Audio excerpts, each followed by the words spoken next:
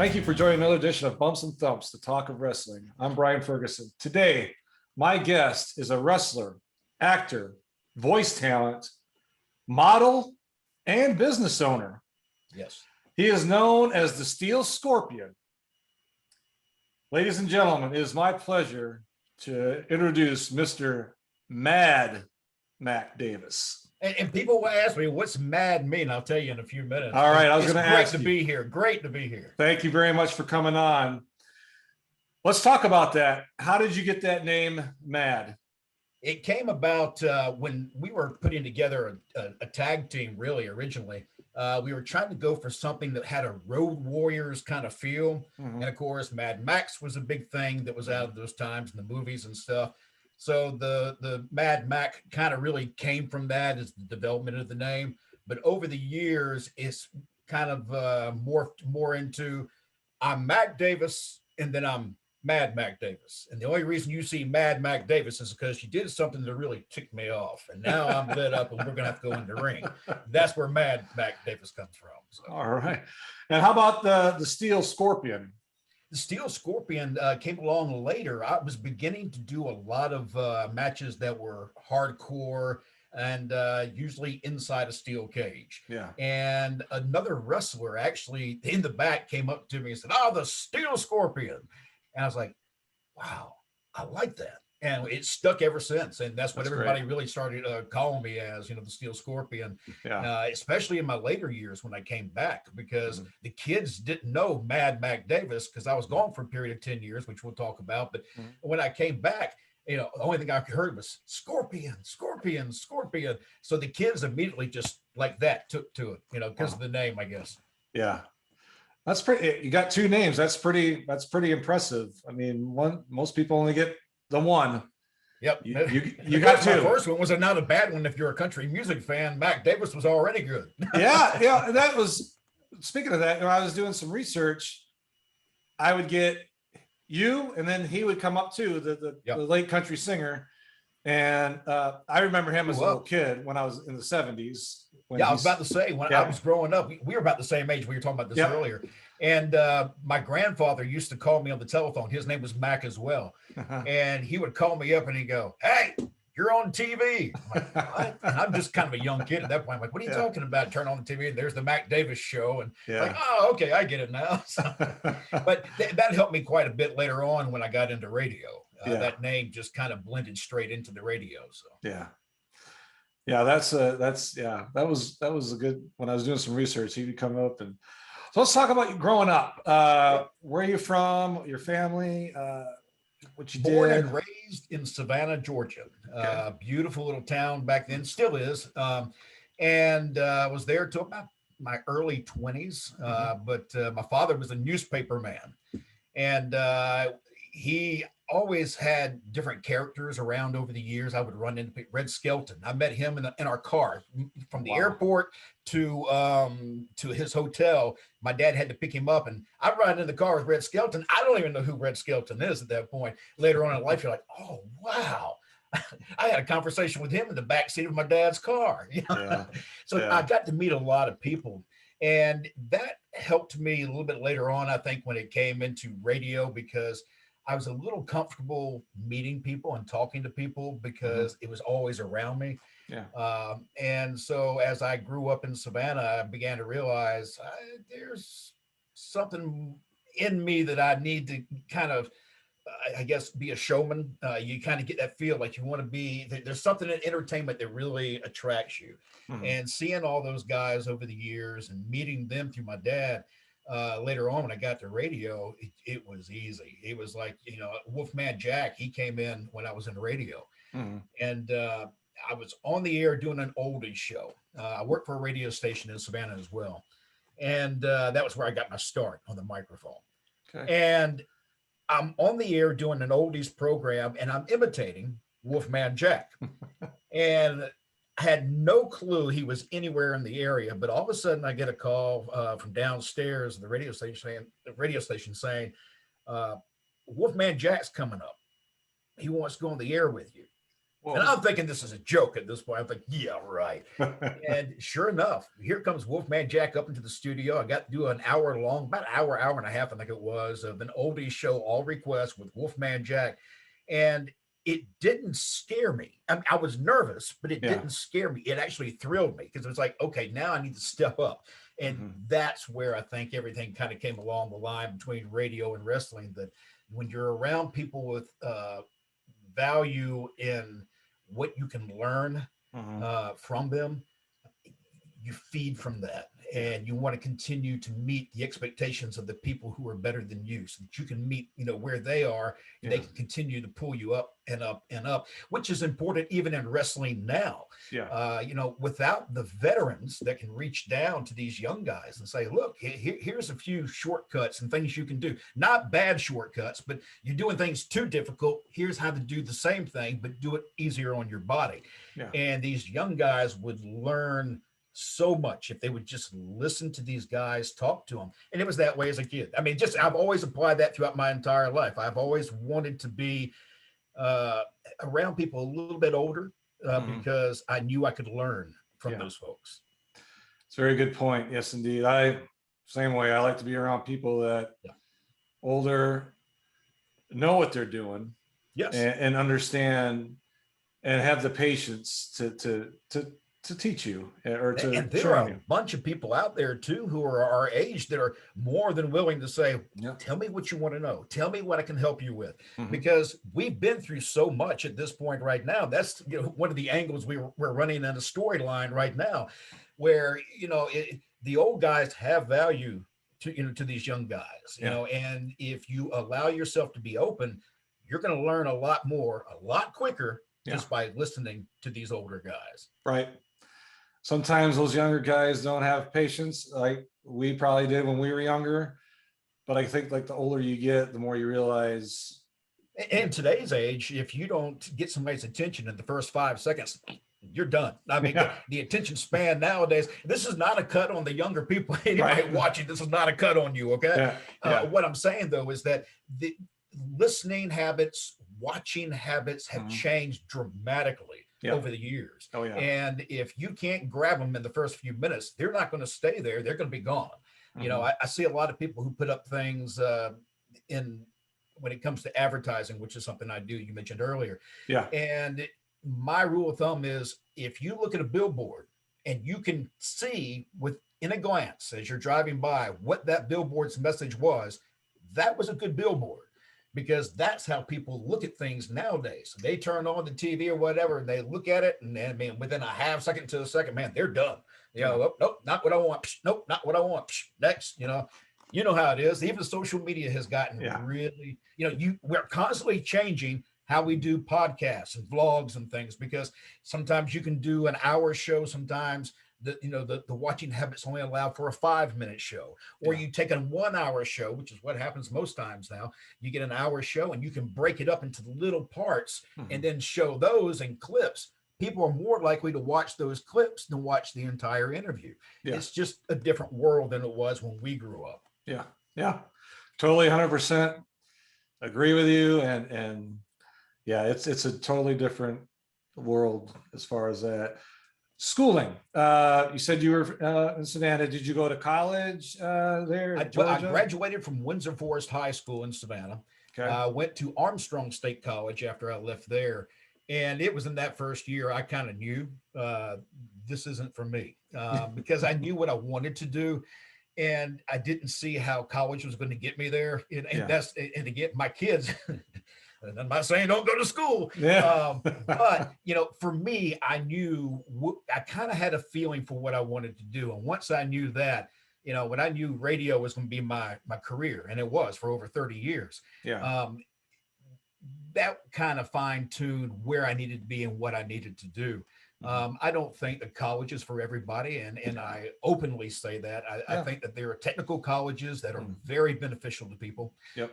And I think there are situations where sometimes just get out there and do the work and learn the trade, and you'll learn a lot more, on the job training, which I think is very important. in wrestling, because I know we're really revolving around wrestling, but Yeah. wrestling is the same way. You've got to evolve. You just have to. Whew. I'm gonna shut up right now because I'm afraid I might say things I don't want to say. But I just think it's kind of frustrating. If you're in wrestling, you're not going to want to go to college. If that's your career. But a lot of wrestlers now realize they need that backup because there's only so many years in wrestling that you can make a living unless you're one of the big guys. And then, you might have a 20-30 year career. Yeah. But wrestling is a lot like Hollywood. There's not everybody's going to be the main star on the screen. It's not going to be everybody's going to be The Rock, and people have to have a backup plan. So education is extremely important, but it all depends on the job that you're looking for as to where you should be going. Yeah, I agree. When I was in my 20s, I didn't go to college until I was in my 30s myself. I just didn't have the desire. I just wanted to, I was in the Army. I just did what I was told to do, made rank. And then at a certain point, I knew I was going to retire. I said, okay, I got to start doing something besides this. Cause when I get out, what am I going to do? Yep. I got to have a backup. So I totally agree with you on that. And like you said, trade schools, wrestling school. Let's talk about that. So you have been in the ring. Talk to me about when you went to wrestling school, what that was like for you. Well, for me, it was a little bit odd. I didn't go to a traditional wrestling school. I got trained on the job training. And I'll explain why that is. Originally, when I was in radio, I was not in wrestling. Let me back up a little bit. When I was in radio, that's when I first got exposed to behind the scenes of wrestling, because I knew a promoter with WCW. His name was Chip Burnham. Super nice guy. I also had some contact with Dusty Rhodes.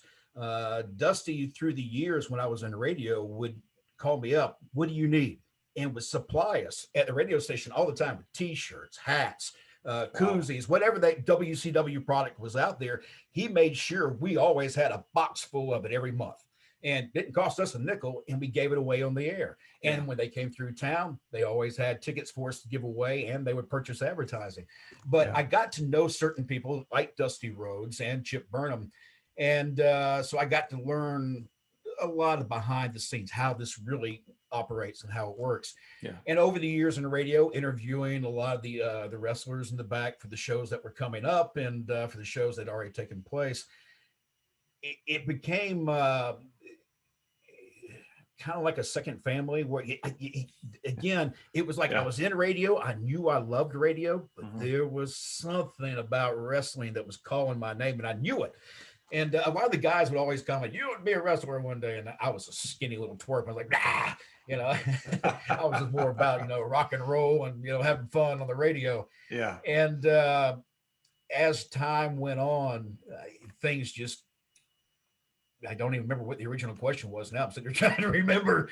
But I do know that Chip Burnham and Dusty Rhodes have really helped me out in radio. And it came down to a charity event, and that's where we were. The charity event was a football game between the police department and our sheriff's department. And at that time, they needed something during halftime for entertainment between the football game. And they said, well, we'll have a wrestling match. The fire department will face the radio station in a wrestling match. We put together a very rude looking ring. I mean, it was basically like 4 barrels and some ropes wrapped around them. But we got out there and we put on a little bit of a show, which got the attention of a promoter that was in the stands. I had no idea. And he came up to me after we performed and said, have you ever considered actually getting in the ring and wrestling? And at that point, I had been working out a little bit more and started getting my body more in tune where I wanted it to be. And I said, actually, yes, I have. He said, come to our, facility. And he had this little hole in the wall place with a ring in it, which is what most places are. And show me a few moves in the ring and see if I can take bumps. So that was the biggest thing. Can I take a bump without, knocking myself silly? Yeah. And people would be surprised just how hard those rings are. And not every ring's the same. I can also tell you that I've been in some rings where you wish you could be in it every day. And I've been in other rings where you feel like you'll be in traction the next day. Yeah. So they're really rough. But I got through that, and he said, all right, we're going to put you on a show. As I came out from my first show, the fans went nuts. And no clue why. They just immediately took to me. And it was at that point they said, okay, you got to come to the next show and you got to do this, this, and this. And I'm like, oh my God. And I was getting pushed without any real training, without any real knowledge of why I was doing certain things. I could perform as far as showmen perform in front of the fans and make them believe what they were seeing. But you have to be able to do that in the ring as well. And that was slow coming, because it was every show is where my training took place. Yeah. So I was training in front of the fans. And over time, I finally started catching on, but it took a while. Yeah, you're the second person I've talked to that had no formal wrestling training and just did it in the ring. The first one I talked with Nikita Koloff.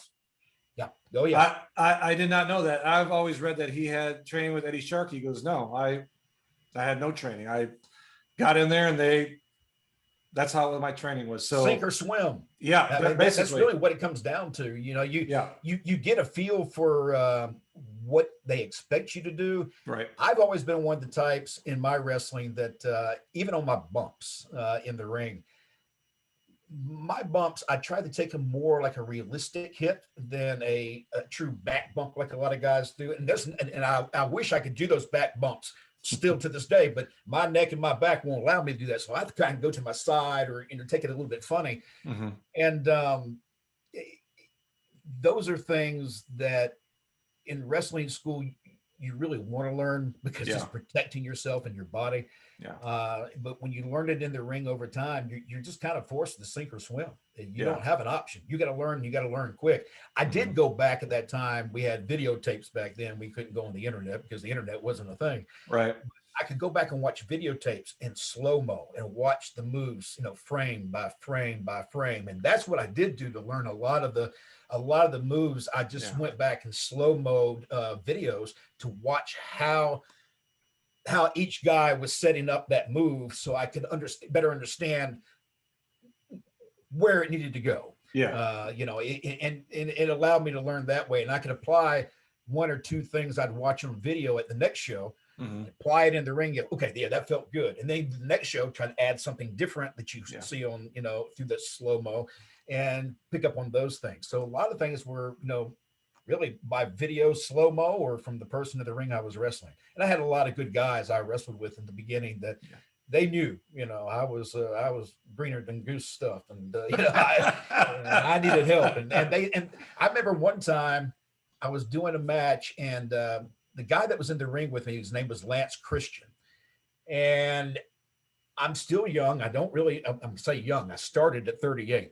But when I had this young kid come to me while I was in the ring, young, doing what I'm doing, and he said, go to the post, stand on the second rope, put your hands in the air. I'm not thinking things like this. I'm just thinking I got to do this move, and this move. Yeah. He was teaching me things, while we were working, and I'd go up and do them. The fans would go nuts. Yeah. That's how you start to learn. You have somebody else with more knowledge that says, hey, try this. And again, it goes back to listening to the people who know what they're talking about. Yeah. It's you have an amazing little run there. I watched some of your matches on YouTube, and you've had some amazing matches. I was very, very, very impressed. I'll just say it like that. Thank you very much.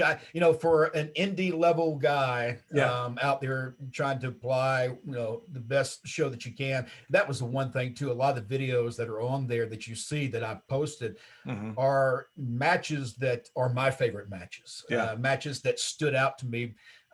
And it was all usually from the same time period of when we had a group of guys in our organization. The group I worked with back then was called the GIWA, Georgia Independent Wrestling Association. Okay. And Mike Stratus, there were so many guys. I'm not even going to try to mention everybody because I'll forget somebody. But this group of guys back then every one of us wanted to have the best match on the card, period. And we wanted the best shows.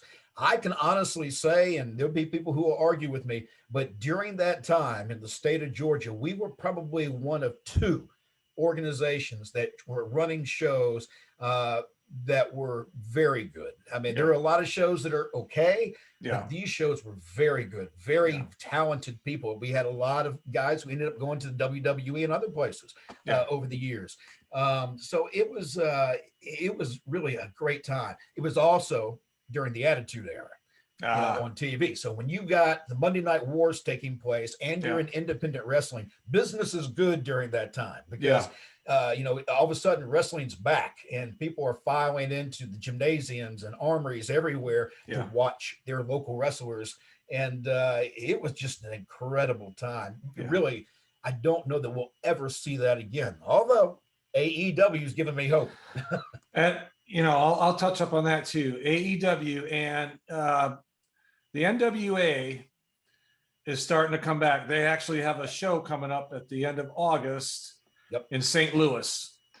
And I don't know all the card yet. I know they're having an all women's pay-per-view the first night. Yeah, I saw Mickey James got putting that together. Yeah, and I think I'm going to try to get up there, hopefully, at least for the NWA 73 event. But I think, once the pandemic hit, that kind of shut a lot of those guys down, unfortunately. I mean, I think NWA was on a good roll until the coronavirus. I agree. I think that NWA was probably the hardest hit from what I can tell, because their momentum got stopped. I agree with you.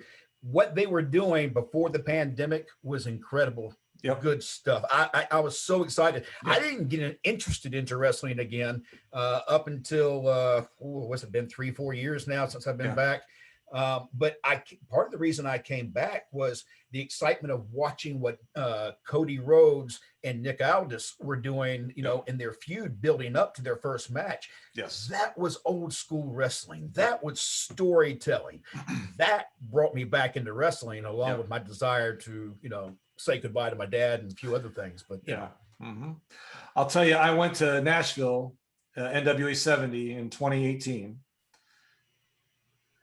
I was not disappointed at all. I can't imagine that even the card. I see the people they have on the card. It was incredible. I went to the Fan Fest that day.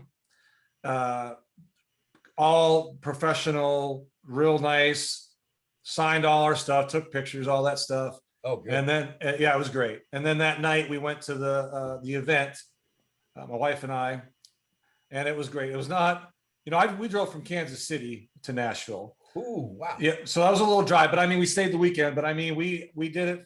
It was kind of a package deal because she's not a big wrestling fan, but we did the package deal.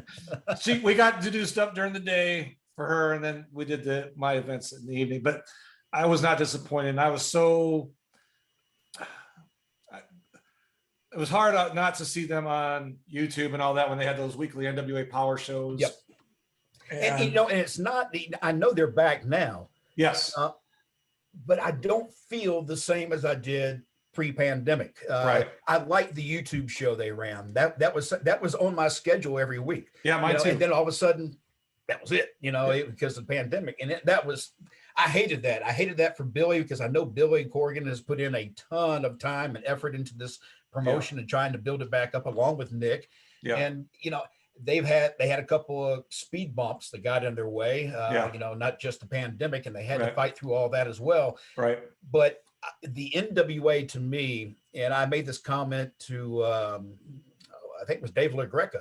I was speaking with him, and I told him, I said, the only belt that means anything to me, as somebody who grew up in the South and grew up with watching wrestling, is that NWA belt. Every other belt out there to me it's either a new belt, it has no lineage to it yet, or it's a retooled belt with your logo on it. I want to see the belt that's carried up through the years to all the champions, because that puts value on that title and it puts value on the promotion. Yeah, I agree with you 100%. I'll say the only other belt, which I actually have, is the AWA World Heavyweight title. That's another good belt. Yes. I grew up in Wisconsin, so I watched Bockwinkel, Gagne's, all those guys, all the guys that were in the 80s in the WWF.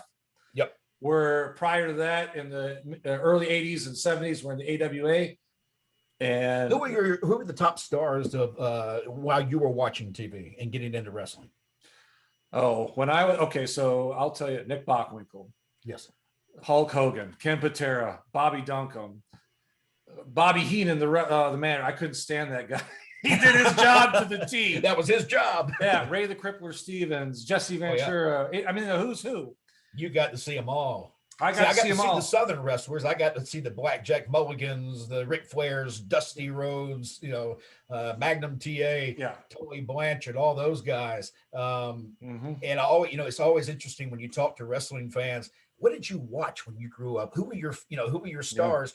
Because back then, for a lot of the young people watching, pre-internet, we didn't know what happened in these other places. All we knew were the guys that we saw. We didn't know what happened up in New York unless you were with some kind of a tape trading group maybe or something like that. Right. And so we didn't know. So it's interesting to me now to talk to somebody who's my age like you and go, what did you watch? Because when I grew up, this is kind of stuff we saw. What did you see?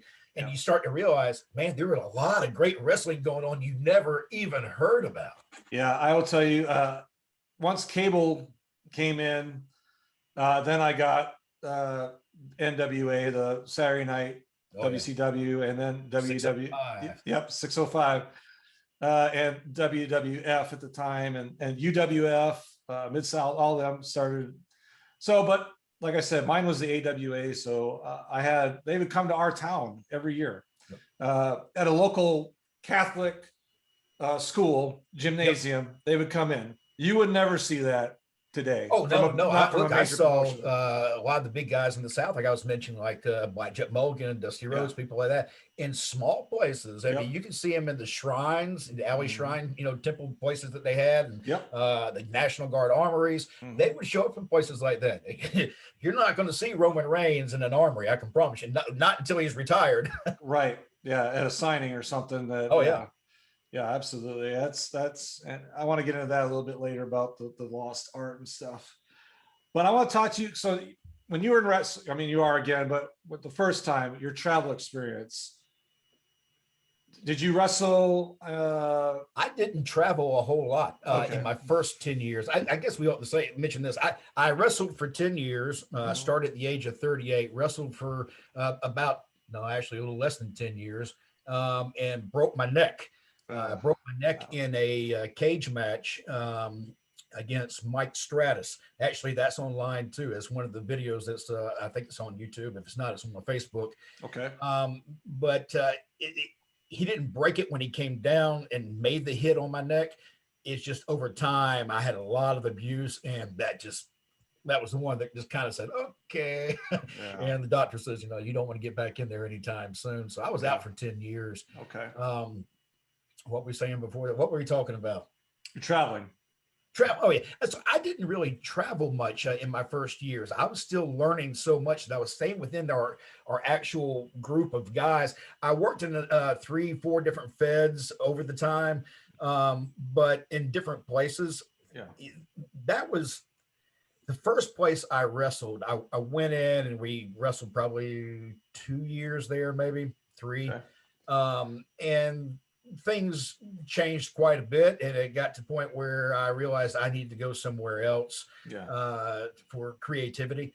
And I also wanted to find out if I could get myself over in a different town. Okay, this worked. This is in my hometown, and it worked here, and it worked great. Can I replicate this, somewhere else? And that's always a fear, when you go to a new fed, you could be the hottest thing in one place and you could be a dud somewhere else. And so we went to a different fed, myself and my partner, and immediately got over. We were picked up right where we left off. Oh, good. So we were lucky. I just have always had a connection with the fans. I don't know what it is. I don't know if I'm very approachable. I like Yeah. talking to people. I Yeah. don't, hey, get away from me.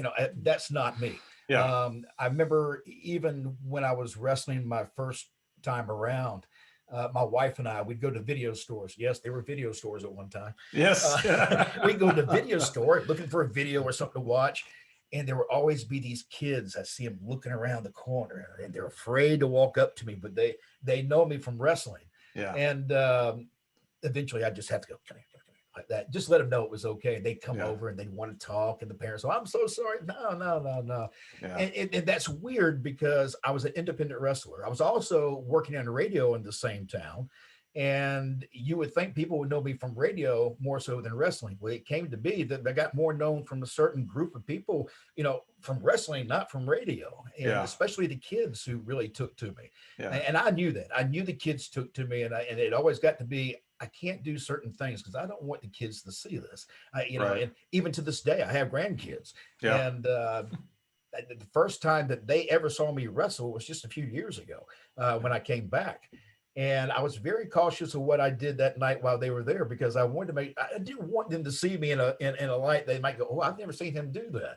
Because when Mad Mac is in the ring, he has a little harder edge, than what we have right now. I'm nice and funny and friendly, but if you piss me off, we got a problem. Yeah. Right.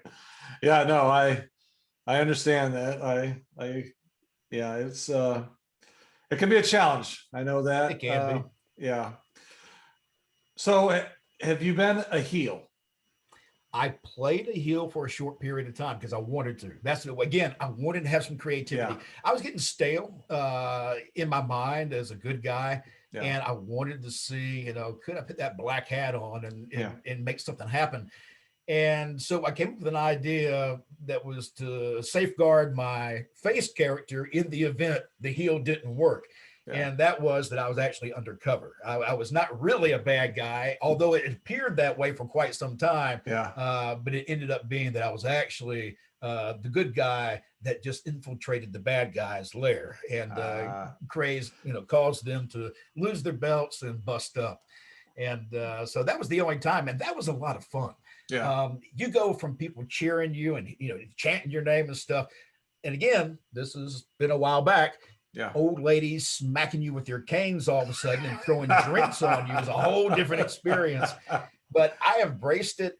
Yeah. But fans still would cheer me, even though I was a bad guy. And that was a weird time. You got to remember, we're talking about Monday Night Wars, and that area of good and bad guy was getting really gray. Yeah. And I was dancing on that line quite a bit, trying to find my way because fans were wanting more to see somebody who fought authority than somebody who stood up for the right thing. Yeah. Oh, I remember the Attitude Era. I remember Monday Night Wars, the Outsiders from WCW. And it was. Yeah, I got a show coming up actually next weekend. And that show, Kevin Nash will be there. He and I and another guy will be doing commentary. Yeah. And we have, there's a part of that show that's going to be really cool. Okay. And it was something that, again, it just kind of came up in my mind. I'm like, hey, I got an idea. We want to try this. Everybody's good with it. So I'm looking forward to it going down. It'll be on YouTube. If by the time this is out, people will probably be on YouTube and people can watch it. So you're working for a promotion now. What's the name of it? And, IWN. It's Independent Wrestling Network. Okay. It's a new group. This is the first show that they've had. Okay. I actually was working for Lariato Pro Wrestling, which is Doc Gallows' promotion. Okay. Yeah. Doc Gallows. Yeah. Doc, I worked for Doc for a little more than a year. I was filling in while they were trying to find somebody. It got to be where I was the guy, and that's and that was okay. I enjoyed it, but it just got to a point where I know that ring announcing is not exactly my forte. It's not what I really want to do. I enjoy it. I can do it, but I want to perform. There's a performer in me that has not died, and so a new promoter came along and said, I got an idea. I want to do some stuff, but I want you to have some input and tell me what you'd like to do. And as we talked, we realized we were probably good for one another, and it would give me an opportunity to still be able to perform at least for another year, and maybe even be able to have one more match. which is something my wife would not like to hear. But the truth is, I believe that there may be another match in, still in the bag for me, and that excites me because I want to perform. Well, I can tell you, I've seen you on YouTube and all that, and you are in excellent physical condition. I will tell you that. I wish I were in better. Now, at one time I was in pretty good shape, but when COVID came along, that's, a lot of us guys had a hard time getting into the gyms. Yeah. So you had to kind of work out of the house. I've just now really started getting back into the gym. Yeah. I was down. If you had called me a week ago, actually we talked, I was fighting bronchitis for almost a month. Oh, wow. It was kicking my tail. And so I'm just now getting back into shape where I need to be. Well, as you get older, it gets a little tougher. Yes, it does. Yes, it does. So when you were wrestling, or when you are wrestling, who was the opponent that you had the most chemistry with as far as wrestling? There were two. There were two guys that I have worked with. There've been many that we've had good matches with, but two that there's that connection. Yeah. One is Richie Wires, who was known as the Platinum Playboy. He's actually from Rage in the Cage, one of my first cage matches ever. And what's funny is that I started at 38 years of age. Mm-hmm. So I think it was probably at age 39 that he and I were in the cage together. And he was probably 21. Wow. He was just a baby. Yeah. And here's this kid helping me through this match. Yeah. But we always had chemistry. And the reason why we looked at each other before that first cage match and said, look, I'm going to lay these in. It's going to hurt. I'm sorry. I apologize now. And we went out and we did the match that way. In independent wrestling, one of the things that drives me crazy is when if you throw a punch or if you hit somebody, the fans are right on you. If you're not laying those licks in like they ought to be, the fans will never believe what they're watching. And for me, even as a kid, I was a magician when I was a kid. I should mention that too. I did magic. But to me, there's always that mystique and the magic that you got to make them believe. What can you do to make them go, oh God, man, he just knocked the snot out of him. Yeah. The only way to do that is to actually do it. And be able to take those punches and be able to deliver those punches in a safe enough way that you're not killing each other, but it remains believable. Richie was one of those guys. He and I could go out and beat the crap out of each other, be sore the next day, but I love him like a brother. He loved me like a brother. Still do. We still talk to this day. The other one is Mike Stratus from the GIWA. Mike is there's a lot of things about Mike I like. Mike gave a home to a lot of guys who needed somewhere to go, to not just apply their talents, but to maybe get away from the bad things. Maybe they were, I'm not saying this is the case, but maybe they had drug issues at home or an alcoholic at home or something. This was a place they could come to and get away and be themselves without all that going on. Yeah. And so Mike Stratus, when I came back after a 10-year absence, I had gone through pretty deep depression. I didn't realize I had gone through depression, or that I was in it. But once I did, I made a promise to myself that I was going to get back in shape, get back in the ring, and have another match. Because that's where I remember being happy last was, being in the ring and working. And Mike, God bless him, he's our age. And, I'm asking him to do a cage match one-on-one at our age. Here, we're not young kids. We're in our, we're in our 50s. And we're talking about doing a singles match, which is hard enough for two older guys. Because most times you see the older guys in, tag team or 6-man tags because, we're not exactly as in shape as we used to be. No. But I was asking him to go in back in there and do it like we used to do it. And I thought we did pretty damn good. He said yes, despite the fact that he really didn't want to in the beginning because he was worried about whether we could pull it off. Yeah. But he and I have always had that chemistry. He was the heel, I was the face. And everybody knew if we got around each other, something was going to happen. That's just how it was. Same thing with Richie Wires.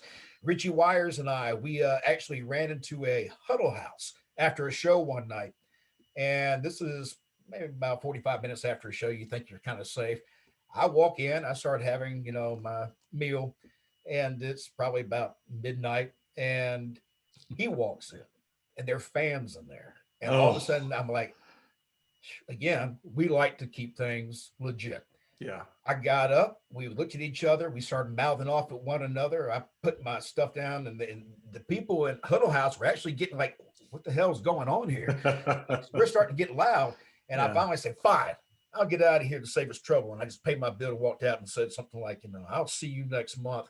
And the fans like, oh God, man, they about threw down in Huddle House.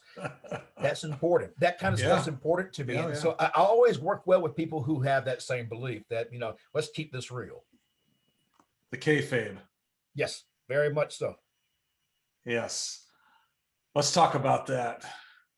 Pro wrestling, the main, the big ones, today versus yesteryear, 15, 20 years ago, even. Your opinion, if you will, about the difference and good, bad, indifferent, whatever. I think it goes back to what we had talked about a while ago.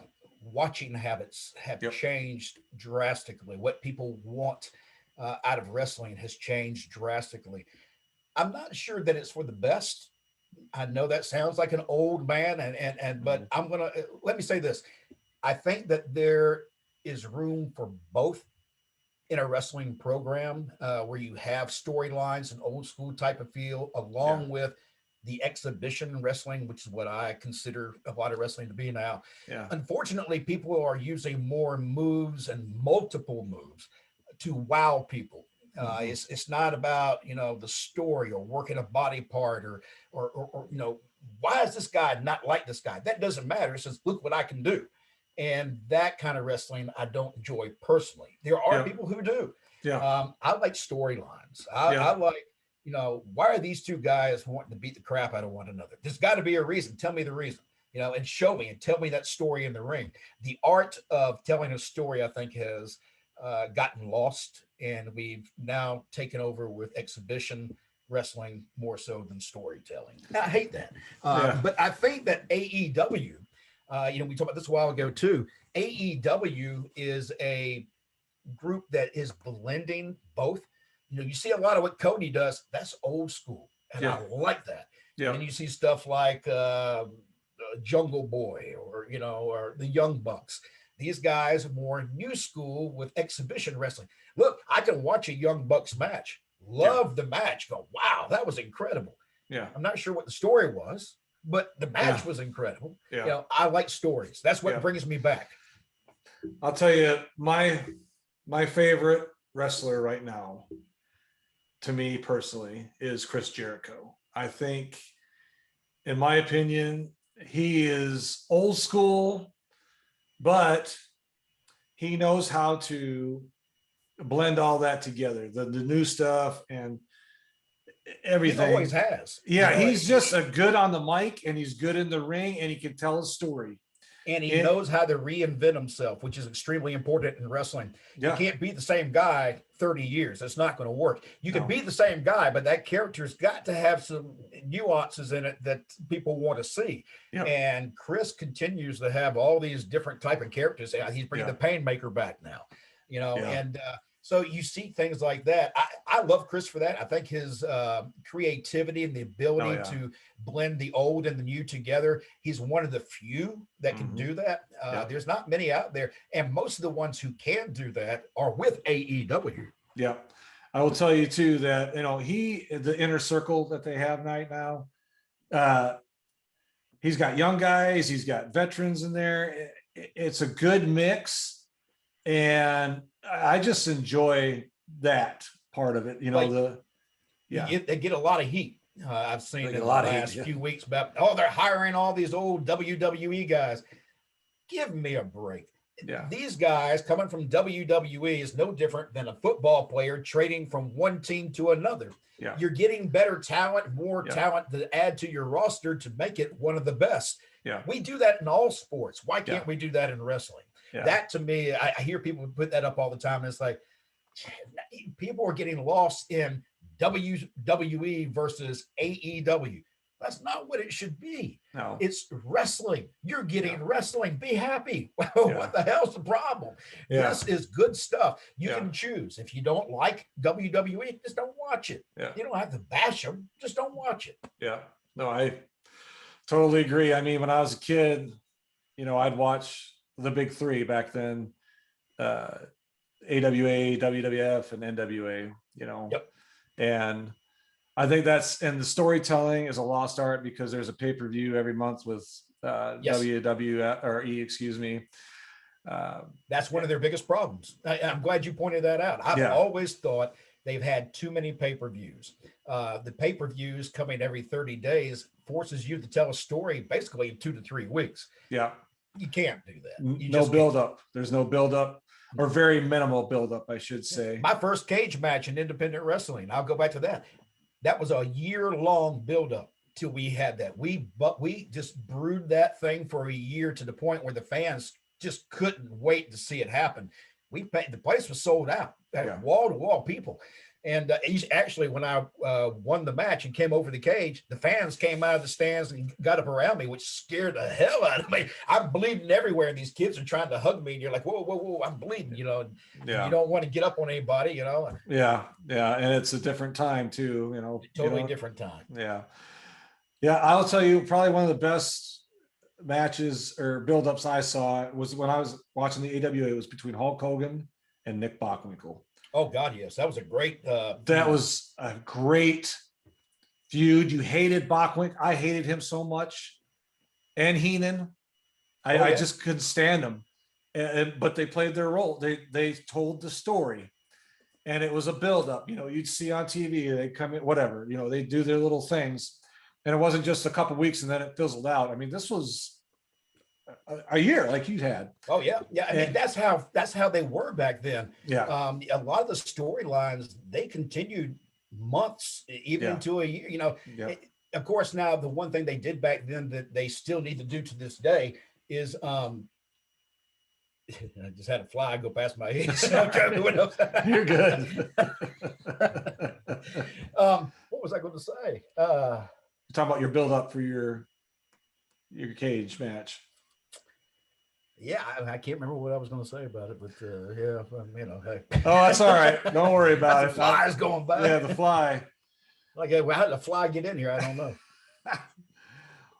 Well, let's talk about some of your projects you are doing or working on or have. I mean, last night I was going through some stuff and I'm like, I don't know how this guy has any time for me alone.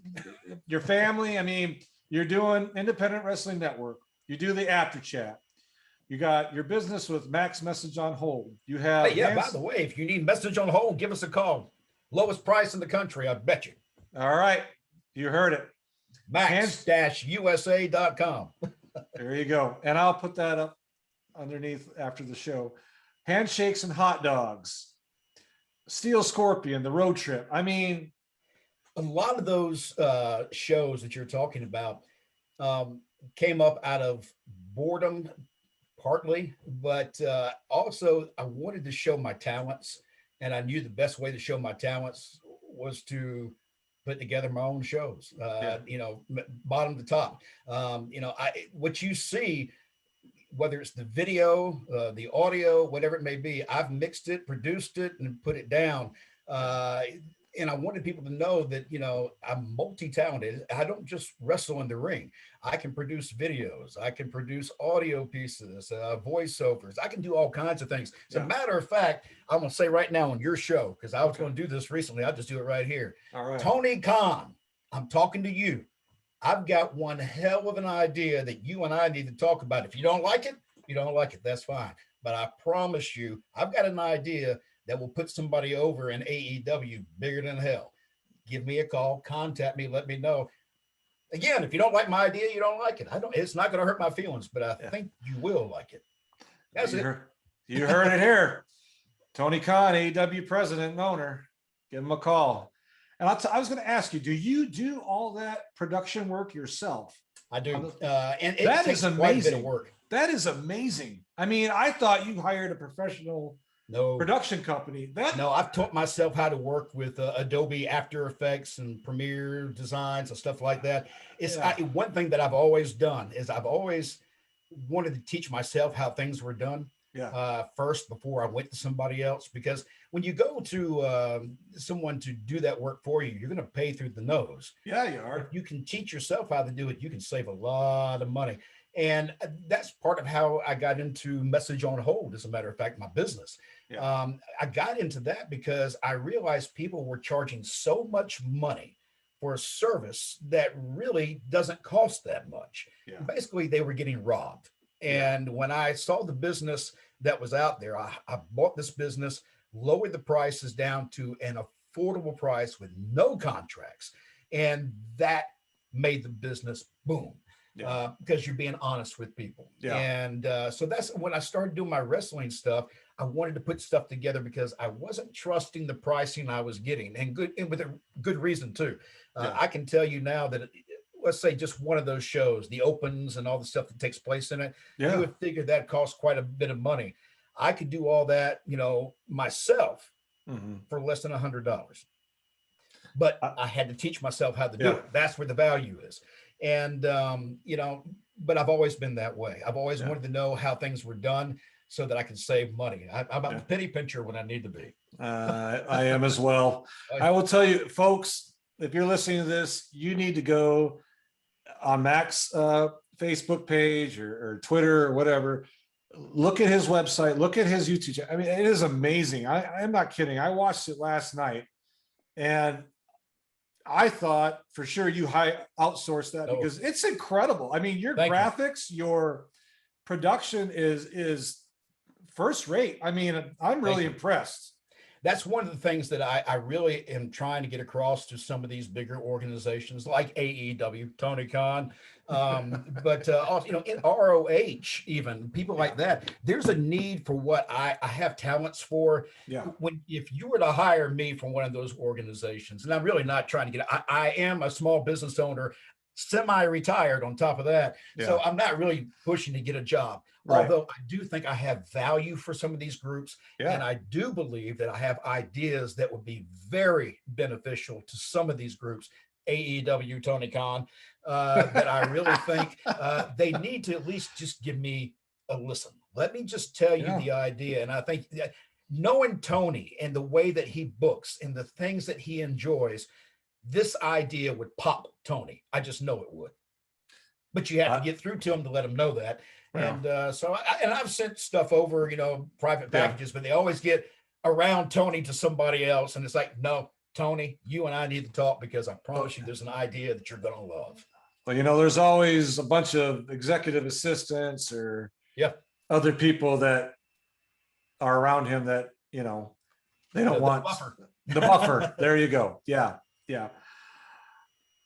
I wanted to talk to you also about your production. That was just amazing. And how do you have time for your family? That's what Well, you and I were talking before we went on.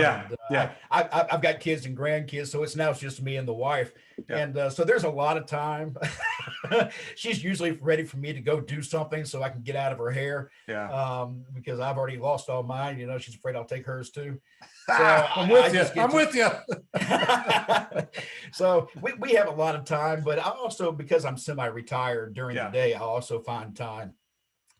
My mind is constantly going. That's part of my problem. I'm a very creative individual, so the creativity just continues to roll. And as I've gotten older, I've realized, God, I can't just sit still because my mind goes crazy. And it's like, well, boy, this would make a good video. I wonder if I could do this. I bet I could. And that's kind of, and then I start getting myself so wrapped up into it. I've done videos. My wife will tell you this. I'll start on a video and it'll be like, this has really turned out pretty good. And I can't leave. I won't eat. I won't drink. I won't get up from my desk until that video is completely done, because my creativity is just rolling so fast that I've got to get it out or it's going to be in there driving me nuts. I kind of have the same mentality. I got to get something done. Once I started, I can't put it down and come back. I can't let it lay. No, I'm with you. So you work with all these other people. How do you get involved with all the, I mean, I see you with Tommy Rich. You had an interview with him a few months back. You're working with Kevin Nash here in a week or so. You know, you're working with Bill Apter. How did you get all those connections? How did you? You're not going to believe me when I tell you this. When I came back from my broken neck and I got into wrestling, and after I had the matches that I had planned in my head that I wanted to do when I came back, once I knew I was done with that, I knew I needed to take another route in wrestling so I could still be involved in wrestling. Yeah. And that's when I started doing interviews and commentary and stuff like that, because I knew that blending my radio background with my wrestling background could be a benefit. And that's really where that came from. But more importantly, fear was no longer an issue. It's funny. I don't know if it just happens at a certain age or if you can learn it earlier. You would think that with everything that I did over my life, that fear would not have been a factor in meeting and doing certain things. But in wrestling, it was. That was new to me. And I finally got to a point where I thought, you know what? Screw this. I'm 57. I'm almost 58 now. I'm 58 years old. You know, I don't have a lot of time to keep going. One day no, it needs to be today. Yeah. This is when it needs to happen. And when you get that mindset, all that fear just goes away. Don't get me wrong. I can still walk out on stage and still be scared to death when I first walk out there, but in a good way. Yeah. The fear as far as saying I can do it, that's not there anymore. I can tell you I could walk on Dynamite right now and cut a promo with no problem at all in front of thousands of people. Wouldn't bother me for a second. Yeah. In my mind, it might be, but you wouldn't know it while you're watching. Yeah. That's just, it's a freedom that came with that I can't explain. Yeah. And so all this other stuff happened. Walking up and talking to complete strangers I've never met before. How you doing, Jake? You know, Jake the Snake. Oh, good. Let's have a call. Let's have a conversation. Okay. Yeah. Boom. You know, it's just no fear. That's what it came down to. No fear. That's man. Cause I've seen a lot of interactions with those wrestlers and, you know, I've been doing this for about a year, this podcasting, and I was nervous. I did my first one with Greg Gagne last August, almost a year ago. Yeah. And it's hard sometimes to get people on here. Just because, rightfully so, some people, hey, I need X amount of dollars. Oh yeah, yeah. And I say, well, I'm sorry, I'm not Joe Rogan or any of these guys that have all these. But I've had some good people on here, yourself included, and it was a challenge. One thing I found too, when you try to get these other guys, you find the ones who don't want the money but want to talk about the business. It's a better interview. Oh yeah, it really is. It's not about the money. They're not watching a clock going, oh hey, your time's almost up because you only paid this much money. As I mentioned earlier, my father was a newspaper man. The thought of paying somebody for an interview goes against everything I was raised with, because they didn't do that in newspaper. I didn't do it in radio. And I had a lot of, you know, even in radio, I don't remember, but when the little girl fell down the well, I think it was Jessica, maybe, or I can't remember what her name was. Yeah, I remember. But she was down in a well in Texas, maybe. Yeah. And nobody could get a story on that. I called from the radio station and called a convenience store. The sheriff happened to be in the convenience store, and I got an interview right on the spot about the latest where she was. Wow. A lot of it's luck, but a lot of it's having the perseverance to go and screw this. I won't take no for an answer. I'm just not. I know it's possible, so let's make it happen. Yeah. Now, for the most part, if I get a hold of them and they contact me, they say, yeah, when do you want to do it? And I set up a date and time. And it's great. I mean, I've done this for about a year. I've never done anything like this in my entire life. As far as this, I mean, I've talked in front of people and things like that, but and you feel a lot freer than you used to. Oh yeah. I mean, I can do it now talking to you. I feel like I've known you for 20 years and it's great. And I appreciate you coming on today. And what are you doing now? We talked about your event coming up next week. Are there any other projects that you're working on? Yes, as a matter of fact, I wanted to bring this up and I had it on my computer. If I can get my computer to come back up over here. Let me slide right over here and get a password put in. Go for it.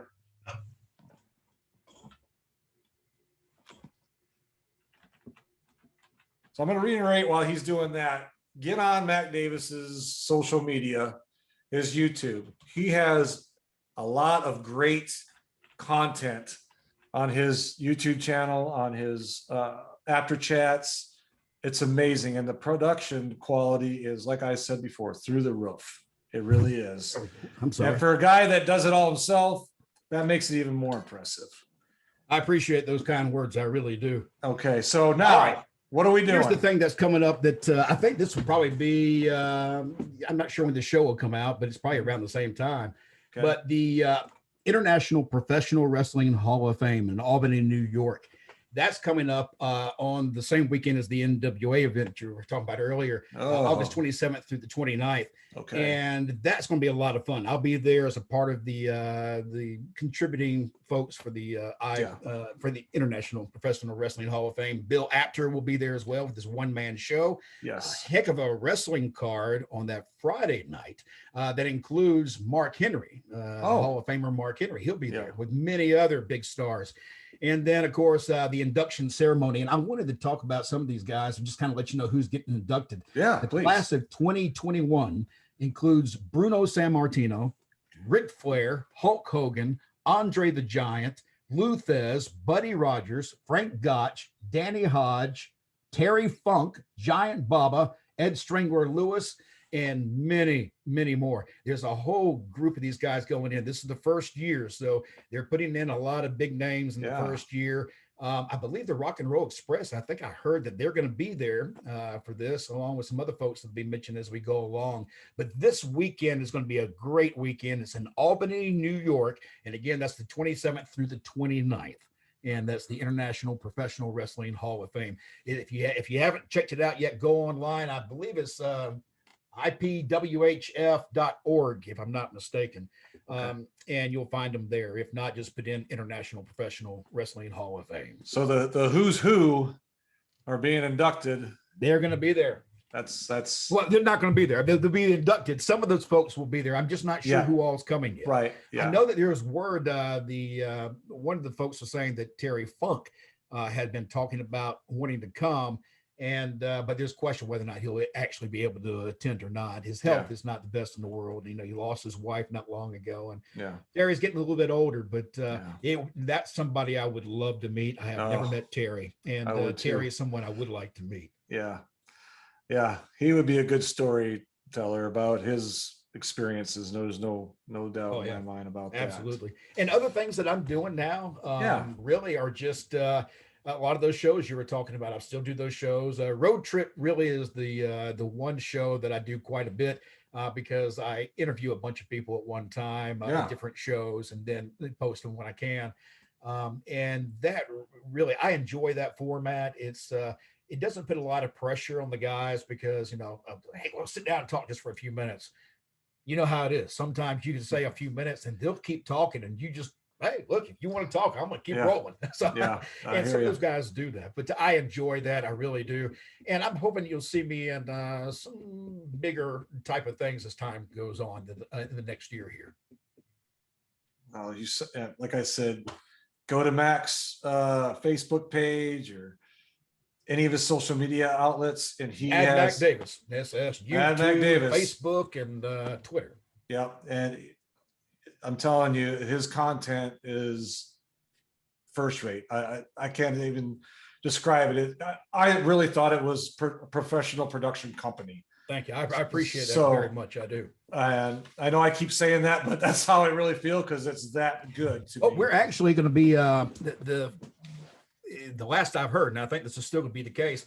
I will probably be producing the International Professional Hall of Fame's ceremony. Video opens and packages and stuff like that. So if everything's still what it was supposed to be, it should be one heck of a show. I'm sure it will be if you're doing it. I have no doubt in my mind about that. All right. Well, Mr. Mac Davis, thank you for coming on today. I really appreciate it. I enjoyed the scene. It wasn't that hard at all, was it? No. What he's referring to, folks, before we went on the air, full disclosure, before we went on, he was a little bit nervous about talking because I've been in radio for so long. Yeah. And the one thing I said was just be you because it makes for a better thing. You did a great job. Great job. Thank you. And thank you for all your stories and your content. We really appreciate it. And don't forget, folks, keep a lookout for us. We'll be on. Our next one is going to be with the baby doll here soon in the next week or Oh. so. Yeah, so I know we're- Baby Doll. She's a Yep. sweetheart. and I've watched videos of her, and she seems like a fantastic lady. So keep a lookout Missy for that. Hyatt, by the way, Missy Hyatt's also another great person you should talk to. I'm trying to get a hold of her. She's a hard one. I can probably make that happen. So get All with right. me after the show. All right, folks. Again, thank you for coming. Or if you're watching, thank you. If you're listening, thank you. Again, Mr. Mac Davis, the Steel Scorpion, Mad Mac Davis. Thank you, sir. Thank you. I appreciate it. Thank you very much. And we'll talk to you all soon.